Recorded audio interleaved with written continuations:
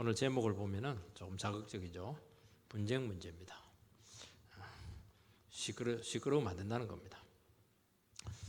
인간은 죄인이고 교회는 죄인들의 공동체입니다. 그래서 시끄럽고 언제라도 분쟁할 수 있는 그런 여지가 있습니다.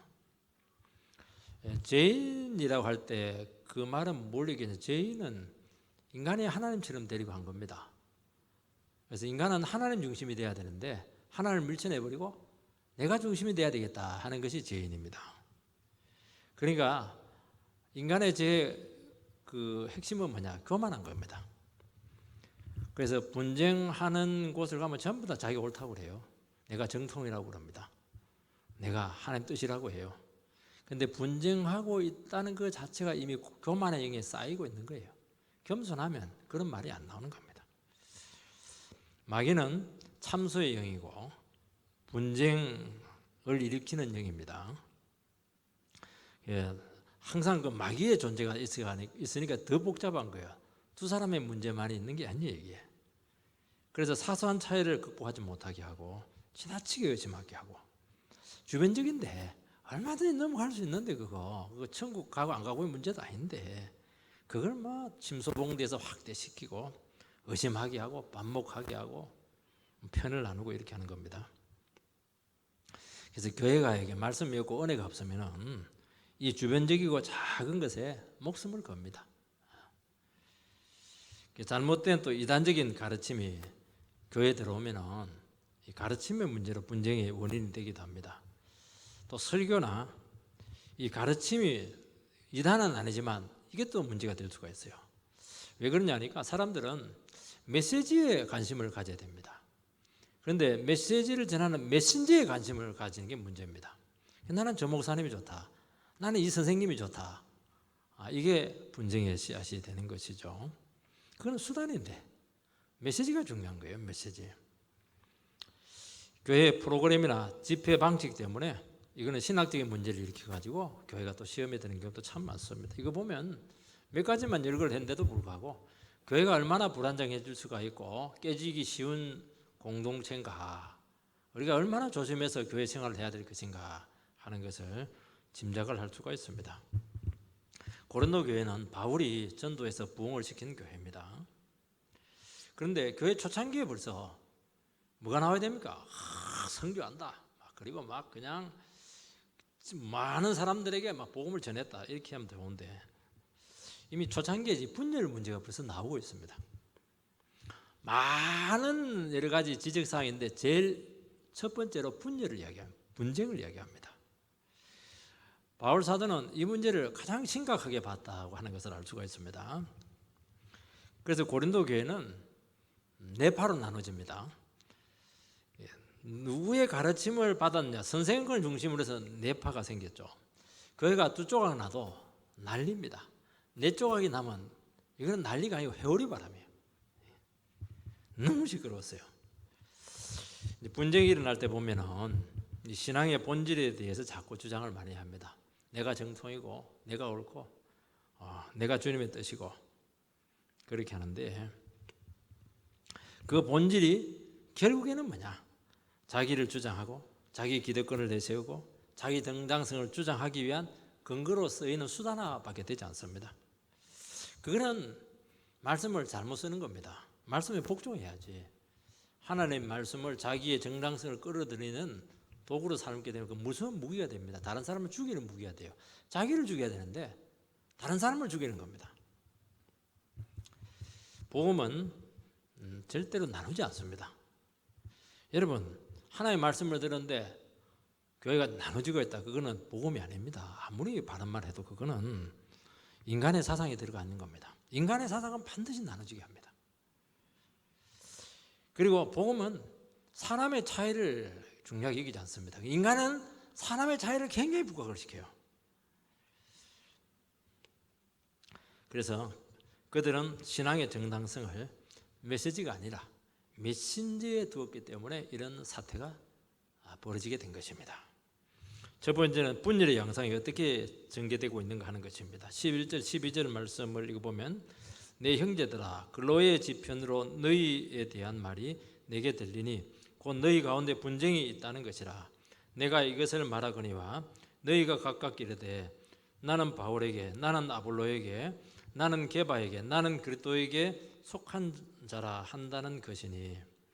여기 분쟁이 있다는데, 분쟁은 여기서 말하는 완전히 나누어져 가지고 갈기갈기 찢어진 그 상태를 얘기하는 것은 아니고 분쟁의 조짐이 보이고 있다 하는 강도의 이런 단어입니다. 의견 충돌이 지금 나타나고 있습니다. 사람들이 대화를 해보면은 생각의 차이가 분명히 지금 드러나고 있는 것입니다. 그게 이제 거의 수면 위로 지금 나타나려고 하는 것입니다. 여러분, 분쟁이라고 하는 것은 갑자기 나타나는 것이 아닙니다.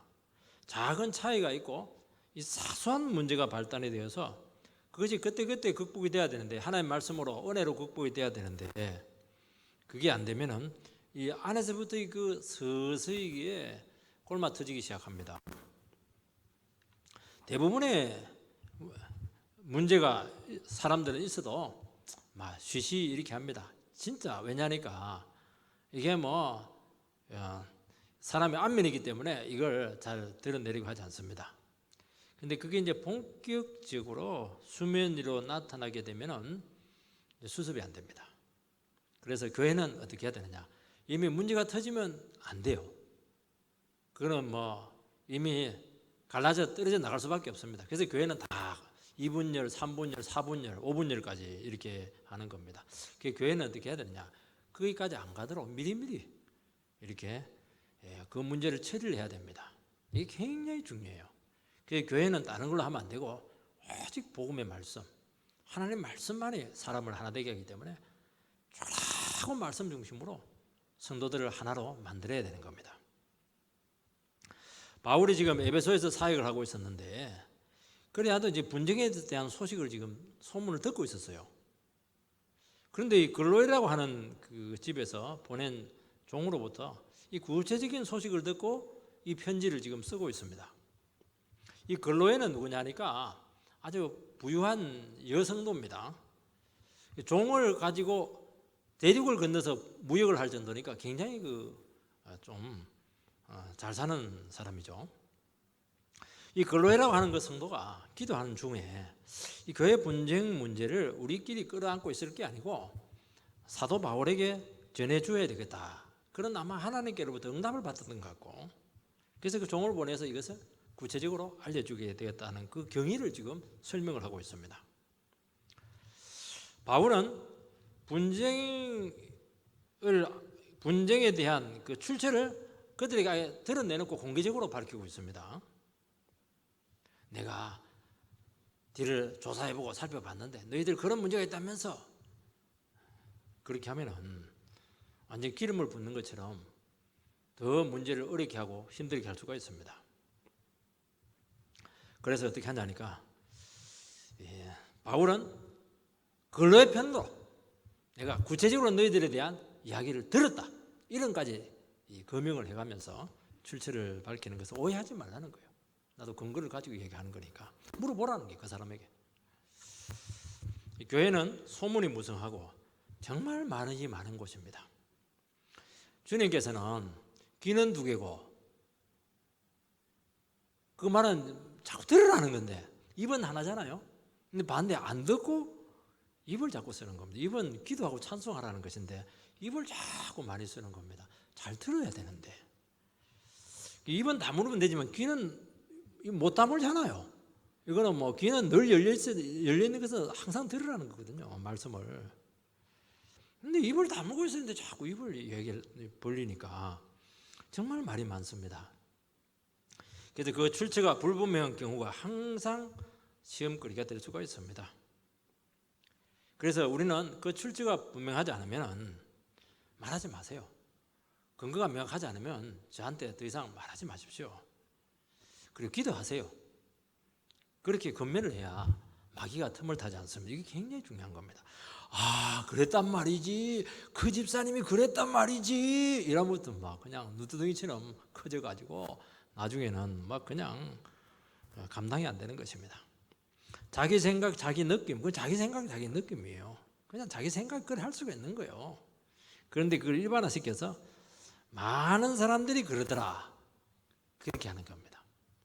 그래서 한 번씩 그 의견을 가지고 올 때 우리 전 성도들이 이런 생각을 가지고 있습니다, 목사님. 그래 하지 마세요. 나중에 보면 자기 생각이야 그게. 그렇더라도 바르지 않으면 그런 생각을 하지 마세요. 설득을 하고 이렇게 해야 되지. 마치 대변자나 되는 것처럼 그렇게 해가지고는 교회가 완전히 안 되게 되는 겁니다. 우리 성도님도 성숙하신 분들은 그거 하라는 거예요. 기도하세요. 주님께서 알아서 할 겁니다. 입 다무세요. 분명하지 않으면 말하지 마세요. 그거 하라고 요직에 이렇게 중요한 자리에 다 있는 겁니다.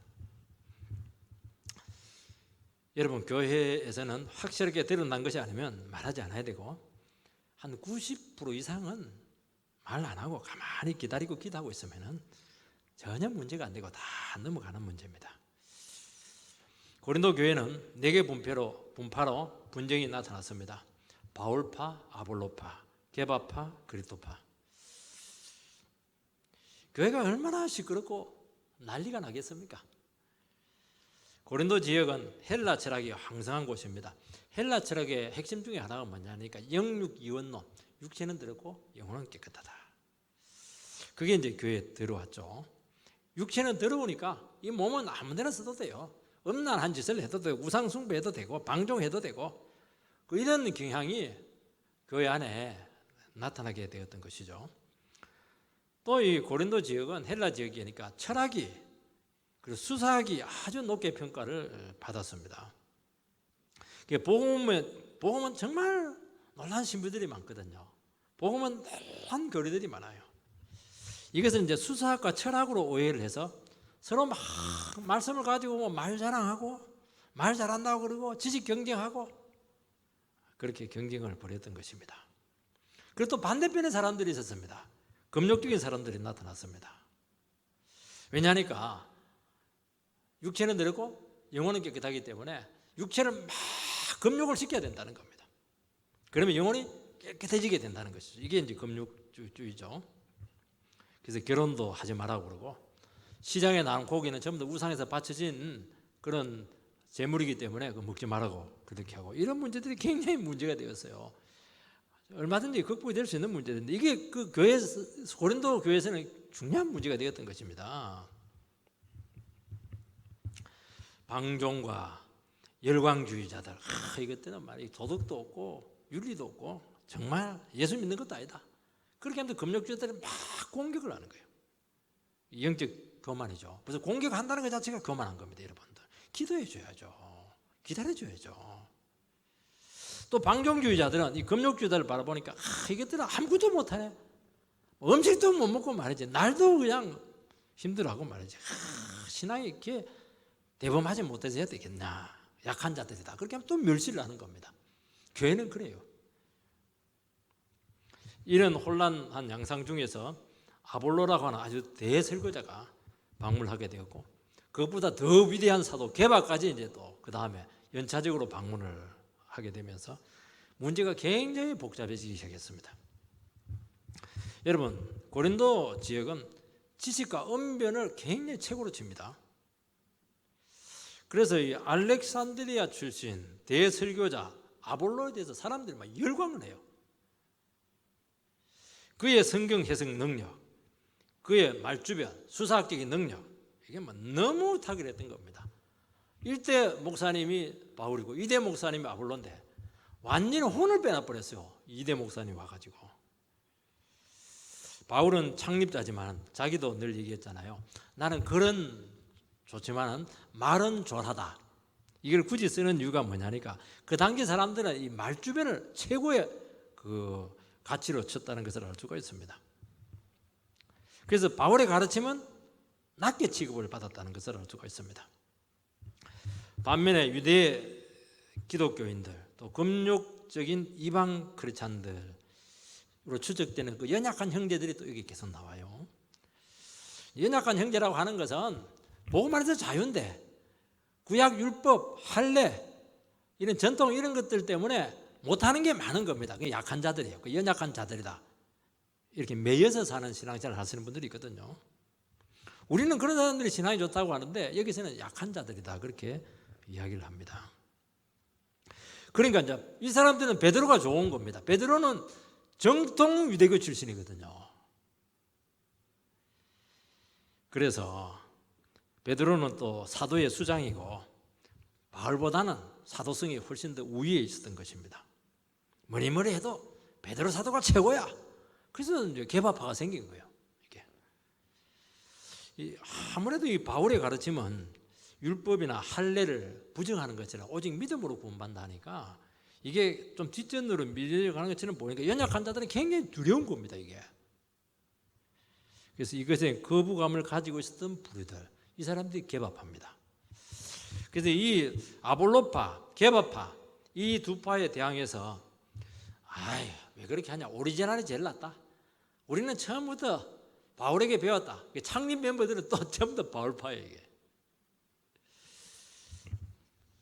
교회는 이럴 수가 있는 곳이라는 것을 알 수가 있습니다. 사람은 누구에게 은혜를 받았는가 하는 것이 이것이 문제가 될 수가 있고 이것이 언제라도 분열의 씨앗이 될 수가 있습니다. 한 번 사람이 은혜를 받았다고 하는 것은 뭘 얘기하냐, 그 영혼을 그 사람에게 맡긴 거예요. 그러면서 어떻게 하냐, 그 사람을 무조건 추정하고 그 사람의 가르침을 주장할 때 심각한 문제가 생길 수가 있습니다. 주님이 그때는 그 사람이 필요해서 했지만 또 다른 사람을 세웠으면 또 다른 사람을 통해서 그 교회를 부욕케 하기 위해서 주님께서는 섭리적으로 세웠던 것이죠. 그것도 인정을 해라는 것이죠. 사람은 한 번 신뢰하기 시작하면은 콩으로 매질을 쓴다 해도 그 사람 말 다 믿고 따르려고 하는 경향이 있습니다. 아니라는 거죠. 주님을 믿고 주님을 따라야 된다는 것입니다. 인간 교사는 주님이 될 수가 없습니다. 그 교사를 세우신 분도 주님이십니다. 그래서 교회에서 리더십이 바뀌고 설교자가 연이어서 사역한 교회는 항상 그 갈등 요인이 잠재해 있다는 것을 기억해야 돼서 훨씬 그 겸손이 필요합니다. 주님이 부족하지만 인간 목자를 세웠음을 고백하는 그 자세가 필요하다는 것이죠. 그리고 항상 기억해야 될 게 사람은 사람입니다. 그 사람이 아무리 바울이고 베드로고 허물 많은 베드로 아닙니까? 그래도 인간이에요. 허물 많습니다. 멀리서 보니까 존경스럽고 그냥 주님께서 성령에 사로잡혀서 설교를 하니까 굉장한 것처럼 권세 있는 것처럼 보일지 모르지 인간은 인간이에요. 내려오면 똑같아요. 그래 실망을 하라는 거예요. 실망하는 것이 당연한 겁니다. 그래서 너무 가까이 안 하는 게 좋아요.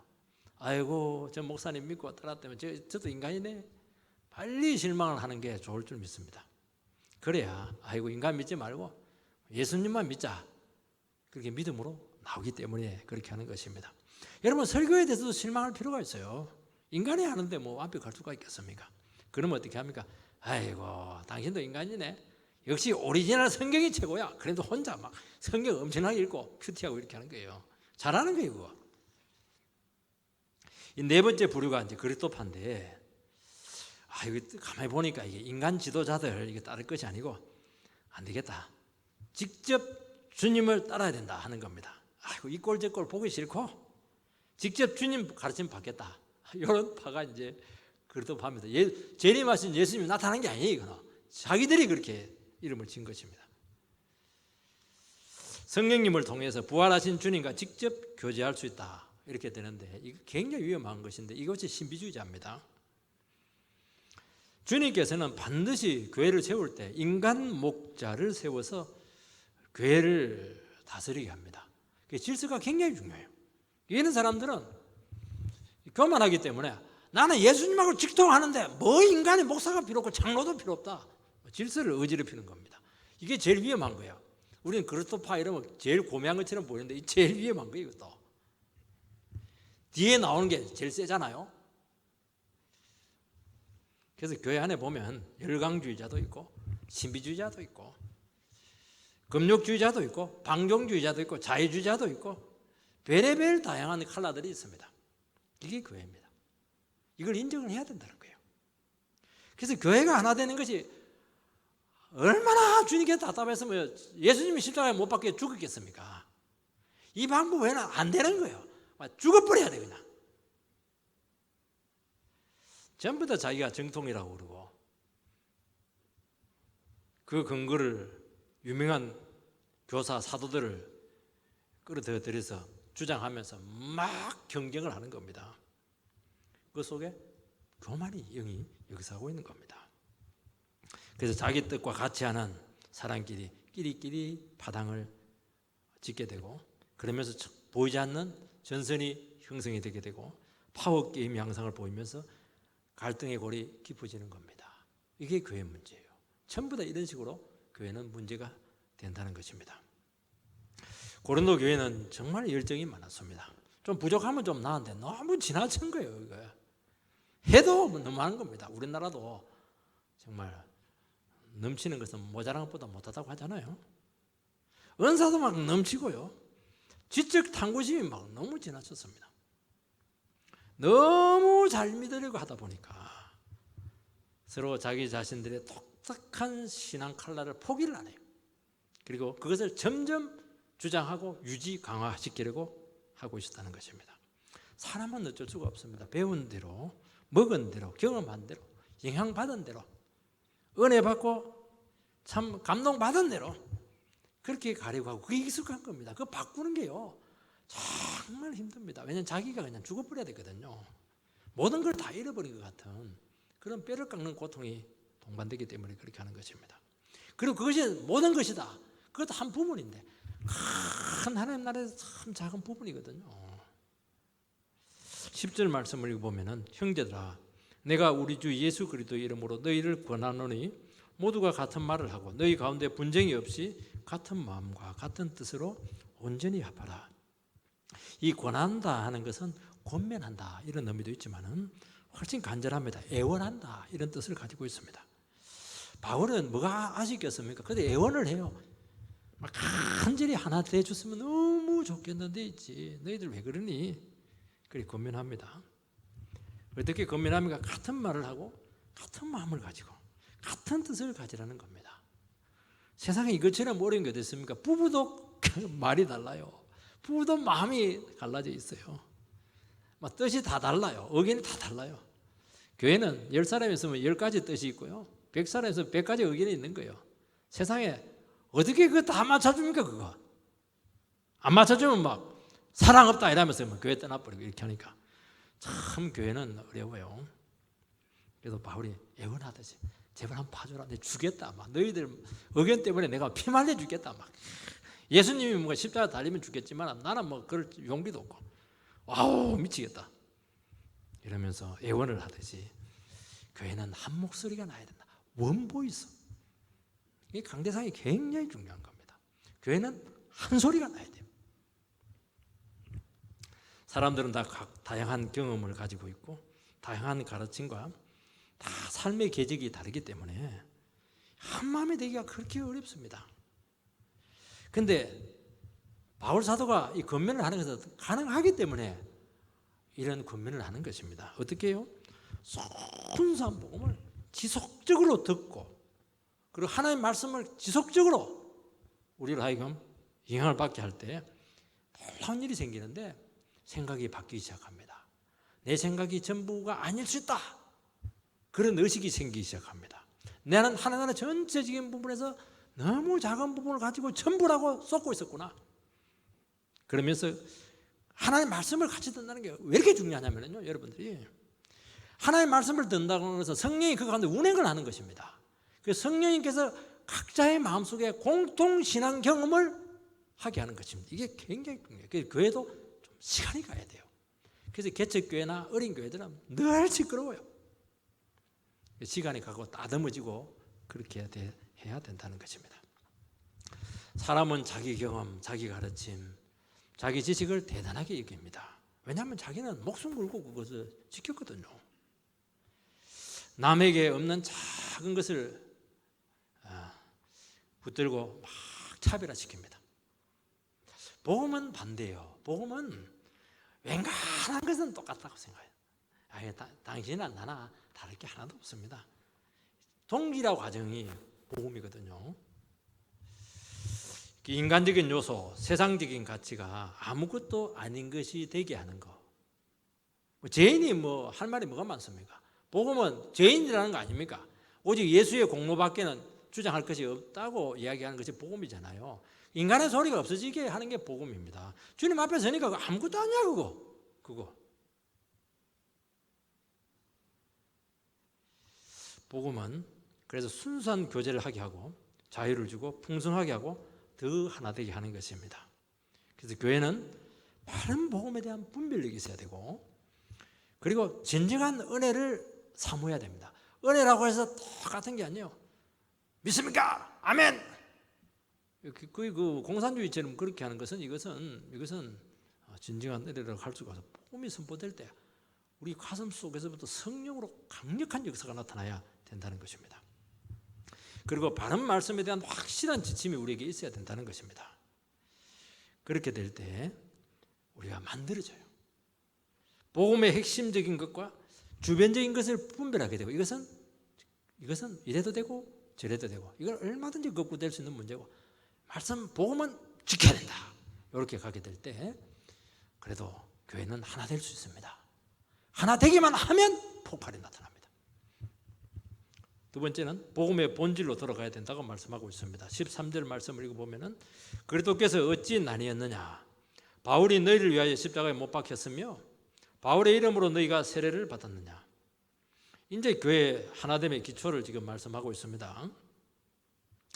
그리스도는 나뉠 수 없다는 것이죠. 오직 주님만 십자가에 못 박혔습니다. 그래서 교회에서 주장할 수 있는 분은 예수밖에 없습니다. 그래서 여러분들이 큰 소리 치고 주장하고 자기 중심적으로 되려고 하면은 예수님처럼 자기가 스스로 십자가에 못 박히세요. 그러면 교회에서 주장하면 됩니다. 모두 다 박히면서 막 주장하고 그렇게 해서 되겠습니까? 여러분, 주님의 이름으로 세례를 받았지 사람의 이름으로 세례 받은 게 아니라고 말씀하고 있습니다. 어떤 사람들은 나는요 한국계 유명한 목사님께 세례 받은 거 있죠. 목소리 굉장히 커요. 어떤 사람들은 막 거의 이제 겨우 목사 안수 받아가지고 저 시골교회 저기서, 저 같은 경우는 그냥 그 가정교회니까 정말 그 형편없는 데서 세례를 받아서 누구한테 세례 받았으면 이러면 대충 그냥 그런 분이 있으세요, 그렇게 하면 넘어갑니다. 그게 아니라는 거예요. 주님의 이름으로 세례를 받았다는 것입니다.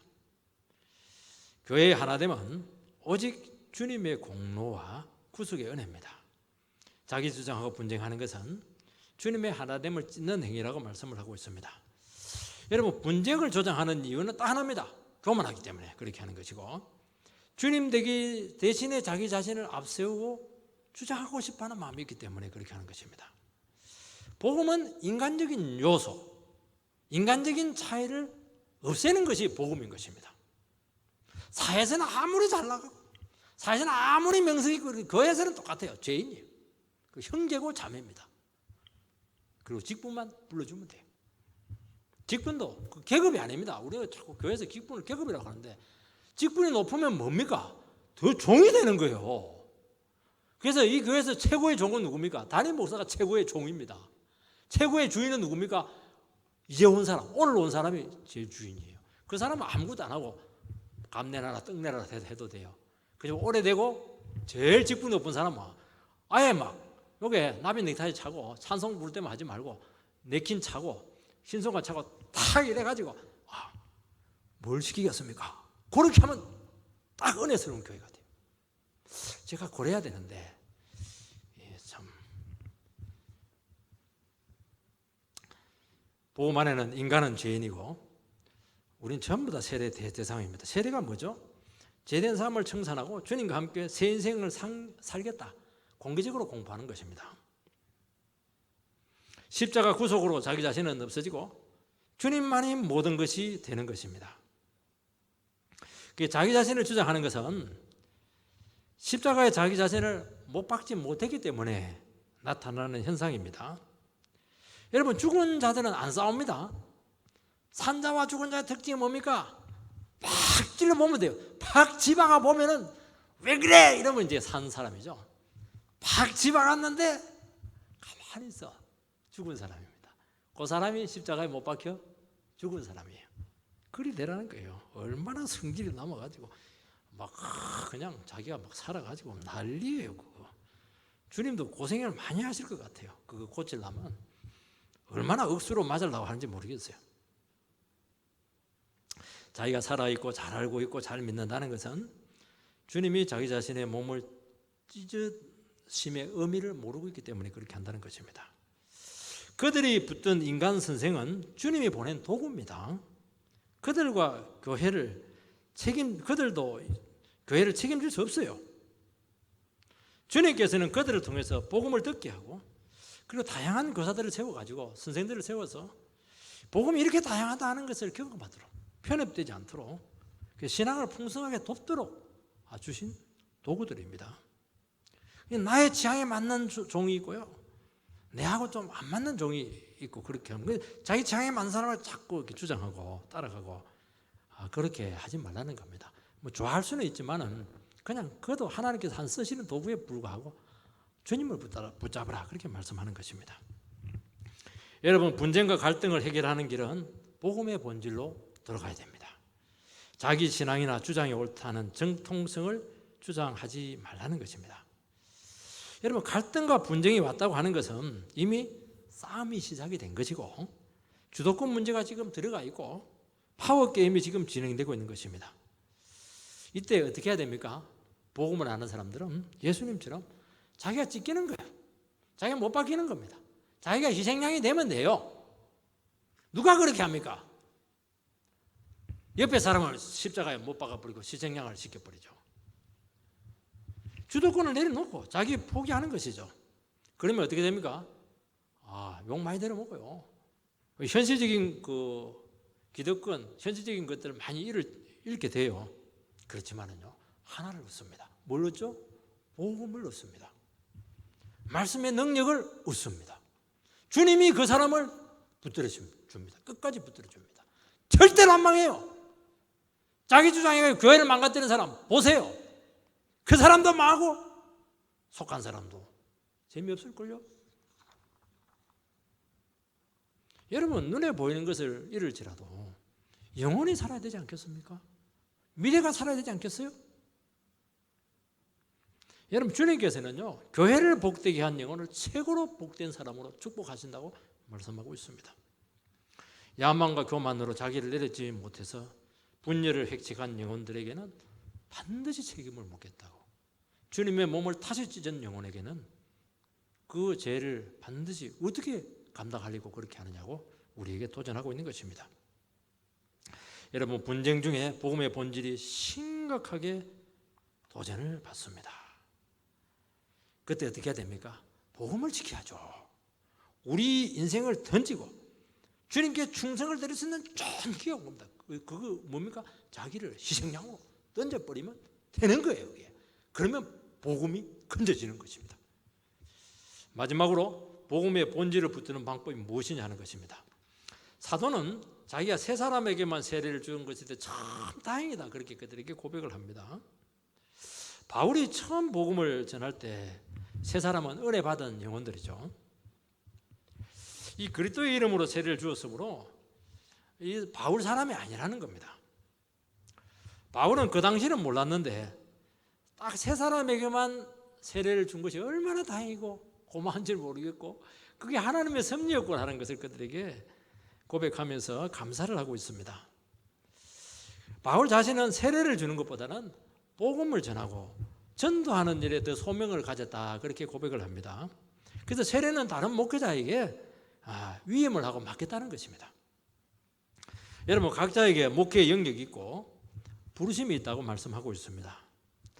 바울이 세례를 세 사람에게만 준 것은 주님이 하신 일이었습니다. 왜냐하면 그 당시 복음을 전하는 것이 훨씬 더 긴급했고 중요했기 때문이라고 말씀하고 있습니다. 사람은 도구에 불과하다는 것이죠. 우리 각자는 영역이 있고 각자 부르심이 있다고 말씀하고 있습니다. 그게 우열이 있는 게 아니에요. 더 정통이 있는 게 아닙니다. 계급도 아니에요. 하나님께서는 주님이 머리가 되시기 때문에 하나님 나라에서 긴급성과 필요에 따라서 배치를 하는 겁니다. 다양한 방식으로 그때 필요에 따라서 우선순위에 따라서 그건 얼마든지 뒤바뀔 수가 있는 것입니다. 그러니까 우리 힘을 빼고 주님께서 나를 어떻게 쓰시는가? 그게 따라서 종으로서 시키는 대로 하면 된다는 것입니다. 하나님 나라에서는 설교는 중요하고 신방은 덜 중요하고, 신방에도 담임 목사 신방은 더 중요하고, 부목사 신방은 덜 중요하고, 전도사라 오지 마라 그러지 말라는 거예요. 전도도 중요하지만은 내가 할 것은 아니다, 그런 식으로 가려서 일하지 말라는 것입니다. 그때 긴급한 필요에 따라서 순종을 하라고 말씀하고 있습니다. 연합적인 시각을 가져야만이 분쟁하지 않고 갈등을 줄일 수 있다고 말씀하고 있습니다. 주님이 하지 않고 또 시기에 하면 어떻게 하면 됩니까? 나는 이 교회에서 막 아무것도 안 시켜주네, 막 나를 무시하네, 그렇게 하지 말고, 여러분요, 교회 와가지고 가만히 앉았다 가고 밥만 먹고 가고, 이게요 최고로 좋은 겁니다.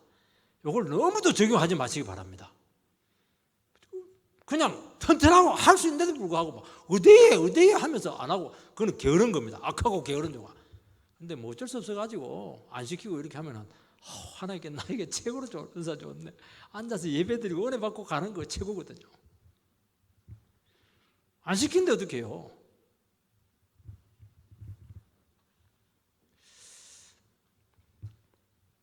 어떤 분들은 나는 이 교회에서 딱 이것만 하겠다.